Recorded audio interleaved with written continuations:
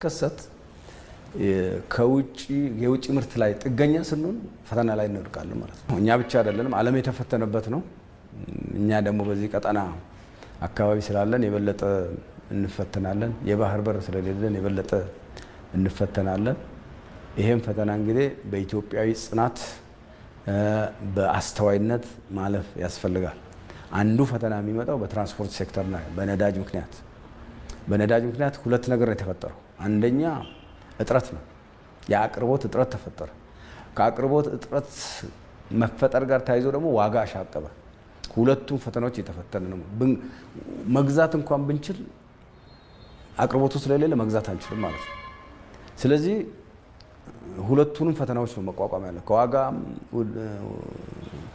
ውድነት ከዋጋ መናር አንጻር ጋር ተያይዞ የሚመጣውን ስቲል መንግስት እየደጎመ ነው ያለው።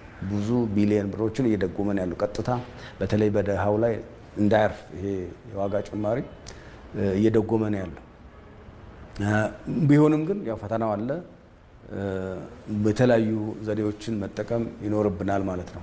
ሁለተኛ አቅርቦት ችግር ነው። ሁለቱም ስለሚፈትነን በዚህ ጊዜ የእኛ ክትትልና ቁጥጥር እንዳለ ሆኖ ምክር ሀሳብ መስጠት እንዳለ ሆኖ ህዝቡን ማድረግ ያለባቸው ነገሮች አሉ። አንደኛ የግል መኪና የሚጠቀሙ የመንግስት መኪና የሚጠቀሙ አካላት ወደ ብዝሃ ትራንስፖርት መሻገር። ብዝሃ ትራንስፖርቱ አንደኛ ብዙ ሰዎችን ስለሚጭን ዋጋ እንጋራለን፣ የዋጋ ተጽዕኖ ይቀንሳል። ሁለተኛ የኤሌክትሪክ አሉ፣ የኤሌክትሪክ አውቶቡሶች፣ የኤሌክትሪክ ሚኒባሶች፣ የኤሌክትሪክ ራይዶች ስላሉ ወደዛ ሽፍት ካደረግን ነዳጃችንን እንቆጥባለን፣ ከዋጋ ንረቱም ራሳችንን እንከላከላለን። ሶስተኛ መኪና መጋራት፣ ተሽከርካሪ መጋራት።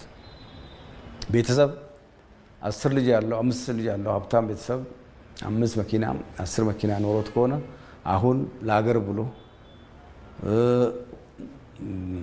ለህዝብ ላይ የሚመጣው አደጋ ብሎ ሀገር እንድትቀጥል ይሄ እንቅስቃሴው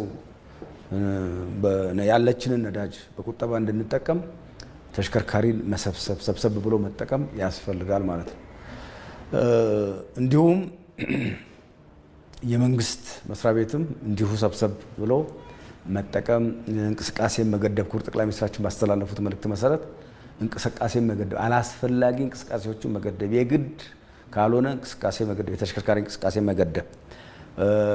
ሌላኛው ህዝባችን መጠቀም ያለበት እና አሁን ከኮሪደር ልማቱ ጋር እየተለመደ ያለው በእግር ጉዞ ነው። ቅርብ ርቀቶችን በእግር መጓዝ ከናካቴው ወደ እግር መጓዝ ሳንገባ የቅርብ ርቀቶችን በእግር መጓዝ። አንዳንድ ቅርብ ቦታ ለስራ ስንሄድ፣ ቅርብ ቦታ ለሌላ ጉዳይ ስንሄድ በእግር የመሄድን ታክሲ ከመያዝ ተሽከርካሪ ከመጠቀም ተቆጥበን በእግር መሄድ ያለብን።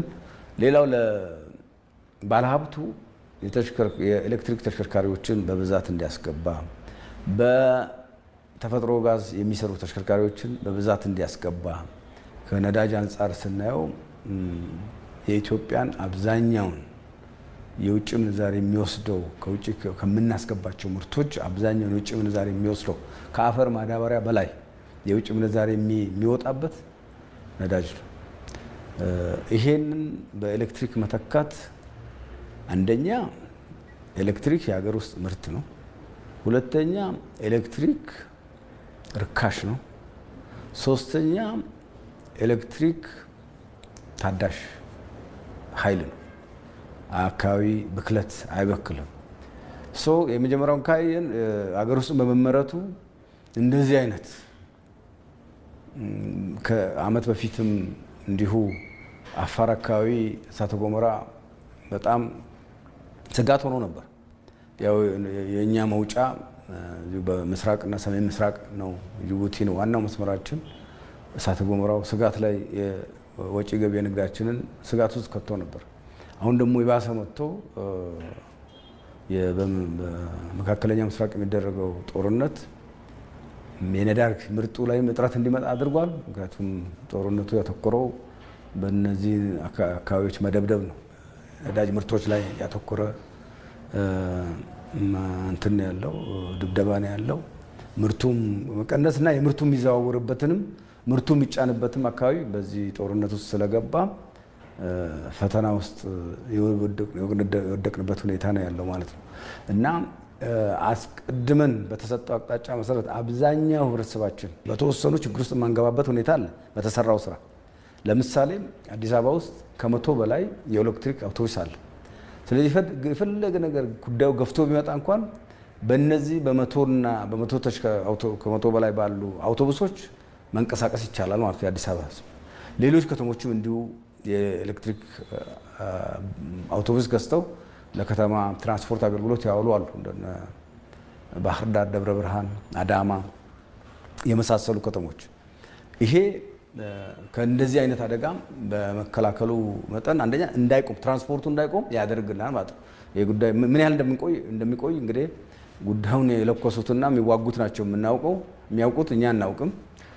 በጣም እየረዘመ ከሄደ ከውጭ የምናመጣቸው በተለይ ነዳጃችን ላይ ትልቅ ችግር ይፈጠራል። ያኔ ከናካቴው የትራንስፖርት መቆም ሁሉ ሊመጣ ይችላል ማለት ነው። አሁን በጥንቃቄ ካልተጠቀምን ለዛ ጊዜ መብት የሚሆነው የኤሌክትሪክ ተሽከርካሪ በጣም ፍቱን መብት ነው እና በተሰጠው የመንግስት አቅጣጫ በተሟላ እንኳን ባይሆን እንቅስቃሴ መቆም በማይችል ደረጃ የግሉም የብዛት ትራንስፖርቱም ጥሩ እየሄደ ነው ያለው።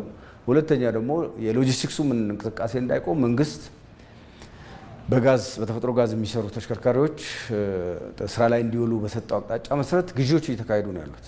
ለምሳሌ የኢትዮጵያ ባህር ትራንስፖርትና ሎጂስቲክስ አገልግሎት 100 ተሽከርካሪዎችን ለመግዛት በሂደት ላይ ነው ያለው። ሌሎችም እንዲሁ በሂደት ላይ ያሉ አሉ። እነሱ ሲመጡ የሎጂስቲክስ እንቅስቃሴያችንን ይህንን ሰፋ አድርገን ስንቀም የሎጂስቲክስ እንቅስቃሴያችንም እንዳይቆም ያደርጋል፣ በፈተናው እንዳንወድቅ ያደርጋል ማለት ነው። ሌላው ከዋጋ ርካሽነት አንጻር ነው። ከዋጋ ርካሽነት አንጻር